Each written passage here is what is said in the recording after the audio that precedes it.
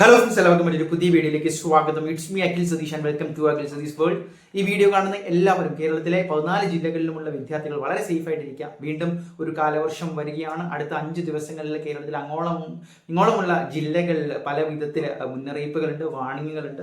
കനത്ത മഴ നിലവിലും പല ജില്ലകളിലും തുടരുന്ന ഒരു സാഹചര്യമുണ്ട്. അപ്പോൾ ഈ വീഡിയോ കാണുന്ന നിങ്ങളുടെ ജില്ലയിലും അവിടെ മഴയുണ്ട് എങ്കിൽ തീർച്ചയായിട്ടും കമന്റ് ചെയ്യാം. നമ്മൾ കാര്യത്തിലേക്ക് കിടക്കുന്നത് വീണ്ടും തിങ്കൾ മുതൽ ഇനി അങ്ങോട്ട് അവധി അറിയിപ്പുകൾ വരും.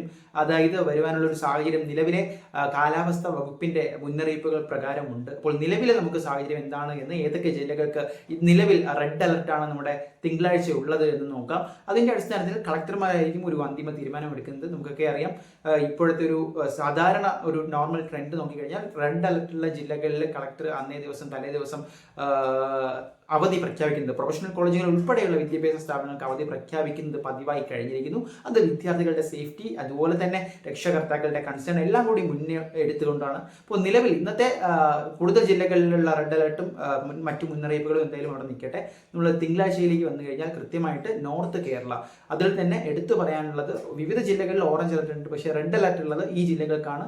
ഈ പറയുന്ന മലപ്പുറം, കോഴിക്കോട്, വയനാട് ഈ 3 ജില്ലകൾക്കാണ് നിലവിലെ സാഹചര്യത്തിൽ ജൂൺ 16-ാം തീയതി തിങ്കളാഴ്ച ഒരു പ്രവൃത്തി ദിവസത്തിൽ റെഡ് അലർട്ട് ഉള്ളത്. അപ്പോൾ ഈ ഒരു അറിയിപ്പ് ഇന്നും നാളെയുമായിട്ട് ഒരുപക്ഷെ മഴയുടെ കാഠിന്യം കൂടുന്നതിനനുസരിച്ച് കാലാവസ്ഥ മാറ്റങ്ങൾക്കനുസരിച്ച് മാറ്റങ്ങൾ ഉണ്ടായേക്കാം, അപ്ഡേറ്റ് വന്നേക്കാം. പക്ഷേ നിലവിൽ ഈ ഒരു ജില്ലകൾക്ക് അവധി സാധ്യത തിങ്കളാഴ്ച നമ്മൾ കാണുന്നു.